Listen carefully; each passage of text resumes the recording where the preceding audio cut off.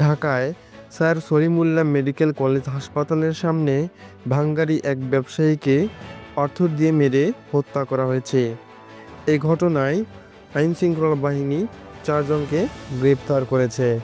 শুক্রবার ঢাকা মেট্রোপলিটন পুলিশের মিডিয়া শাখার উপকমিশনার মোহাম্মদ তালিবুর রহমান গ্রেপ্তারের বিষয়টি নিশ্চিত করেছেন।